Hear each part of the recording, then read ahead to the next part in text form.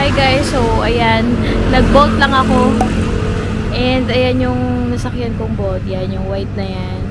Mabait yung driver naman. So naghanap siya ng way kasi medyo, hindi pala medyo traffic. So dito tayo kakain ngayon sa Pad Thai Phay Ta Lo at ayan oh, Michelin siya for 7 years. Ayan yung gusto ko matikman oh. So let's go.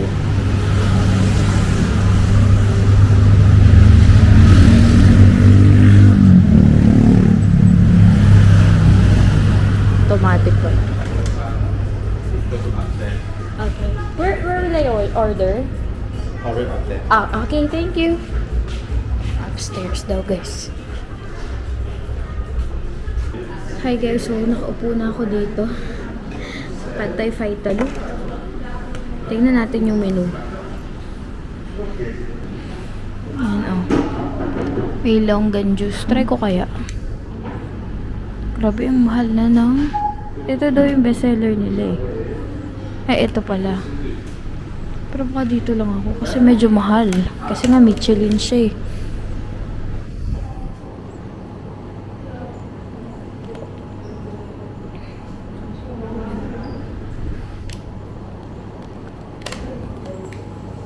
Puro Pad Thai talaga yung tinda nila.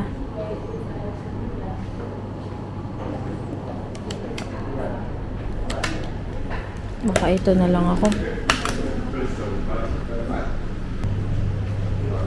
This one. As well as longan juice. Do you have Coke Zero? No Coke Zero kasi zero. Kasi zero. Sorry? Kasi zero. Coke Okay. Zero no hat. Okay. Kasi zero. Pepsi. Thank you. Ay guys, order na ako. 250 Thai baht yung Pad Thai, tas 70 yung Pepsi Zero. Hi guys, ayun si Daddy. Hi ka. Ito na yung food. Pad Thai. Parang problemado ka.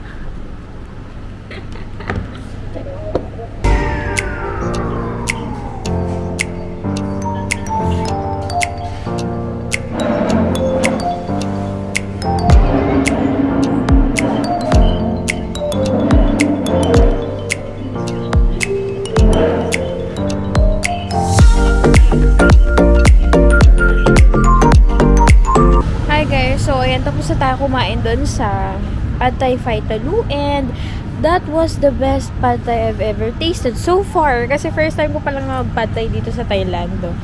So, ngayon didiretso na ako sa The Markets para tumingin ng House of Little Bunnies. Kasi naisip ko, parang hindi sayang yung oras kaysa mag-check-in ako agad, diba? So, kung kanina nag-bolt ako, ngayon, try ko mag-train.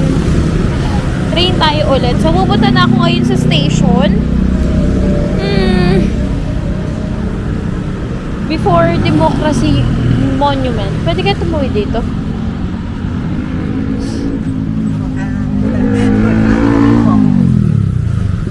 Wait! Walang ano. Pwede na siguro. Oh my God! Gagi na. Tama ba yung ginagawa sa buhay ko? Ayan na tayong Before Democracy Monument. So, hahanapin ko ngayon yung station. O, may McDo dito. Ayan ata yung hari nila, guys. Ayan. Naisip ko kanina, naisip ko kanina, mag-bolt ako ulit papunta sa pupuntahan ko. Kaso parang hindi ko ma-explore yung paligid kung puro bolt ako. Yung bolt dito, guys, is parang Grab. May Grab din dito, pero mas mura yung bolt. So, bolt yung ginagamit ko. And, di ba, para ma-explore ko yung paligid, mag-train na lang ako. So, let's go. Tayo ng the markets. Tingnan natin kung makakabili ako ng bag. Guys, joke lang pala. Hindi na ako nakapag-train or bus. Kasi nung nakita ko yung bus, umatras ako. So, nakataxi ako ngayon. Going to the market. Hi guys, so currently nandito na ako sa the market. Grabe. Sobrang traffic dito, no? Parang sobrang 2 minutes na lang. Tapos talo siya sa 20 minutes pa yung biyahe. Pero, nasa tapat lang pala siya ng Big C. So, tara hanapin na natin yung House of Little Bunnies. Medyo wala pa ako nagagawa dito, no? Dahil sa traffic. And guys, nakapasok na ako.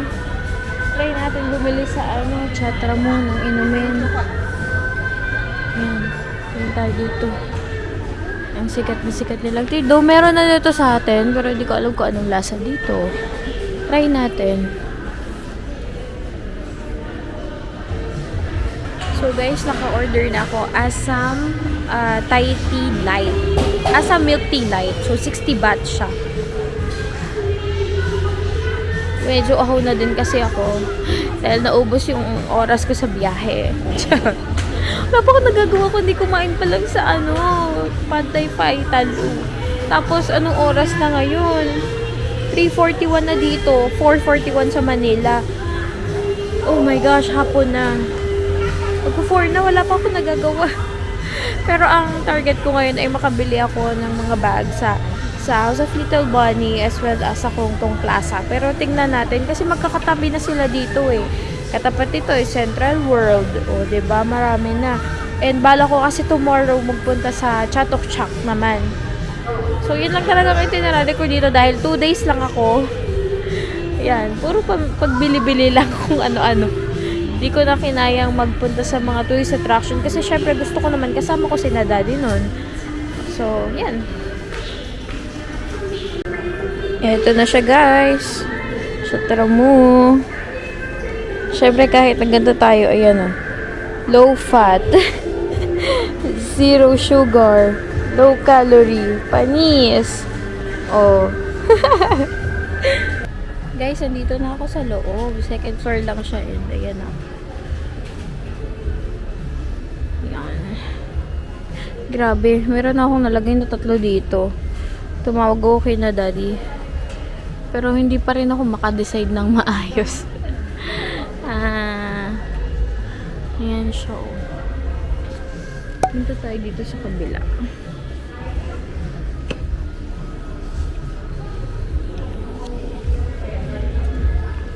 Excuse me.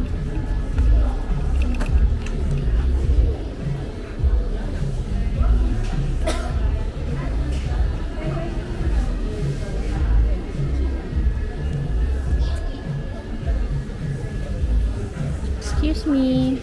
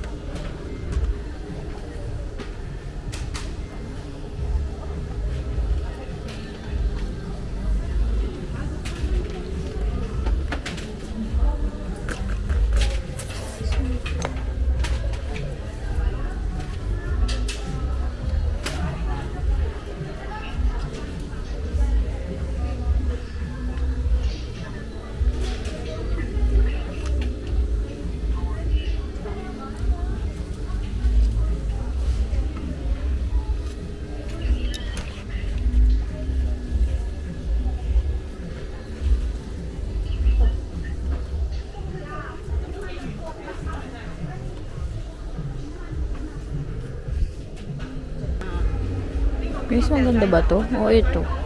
Siyempre, hindi mo kayo makakasagot agad, no?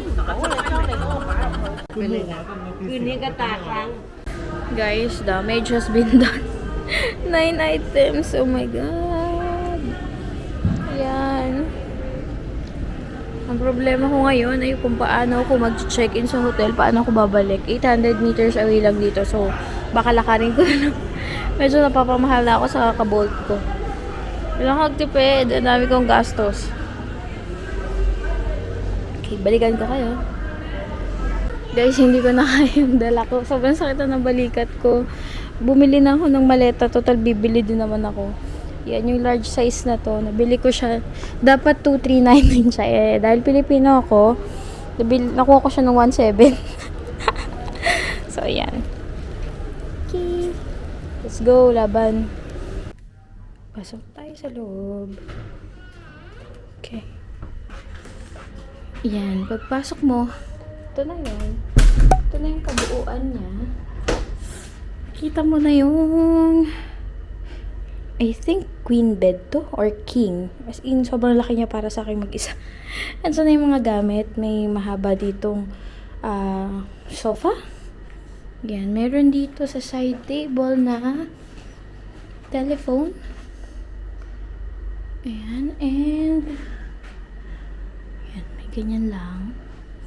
Then sa side na to naman, may dalawang baso. May libreng kape, tas may kettle, may maliit na TV dito. And, ayan, vacant space, basurahan. Ito, may malaking salamin. Ayan. And then, ayan, meron silang wifi. Okay. And then, may ang tawag dito, blower, libreng dalawang water, may ref, although yung ref nila ay parang lumang-luma na, pero at least gumagana. And then dito may lagay ng luggage. Ito, yan, view ng labas. Pero hindi ko naman na ito bubuksan. Close na lang natin. Tapos ito na agad yung CR niya. Sa CR naman, medyo, sa tata lang, luma siya tingnan, pero okay lang naman.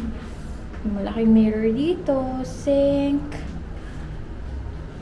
Yan. Tapos may bathtub. And then, ito yung towel. Ayan.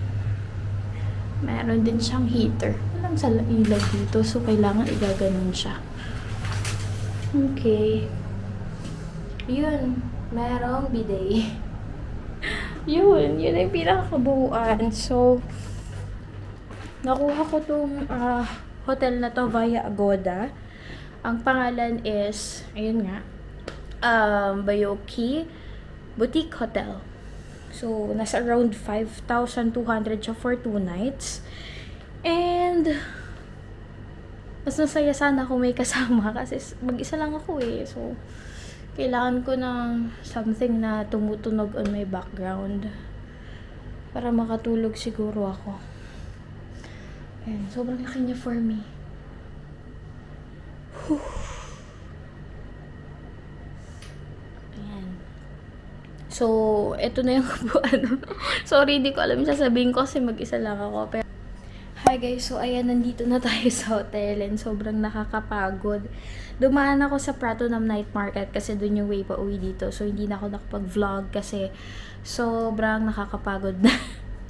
And ang daming tao, siksikan. So, bumili rin ako ng maleta, diba? So, medyo malaki yung dala ko. Pero, ayan, nakasettle na tayo dito. Thank you for watching. Please like, share, comment, and subscribe!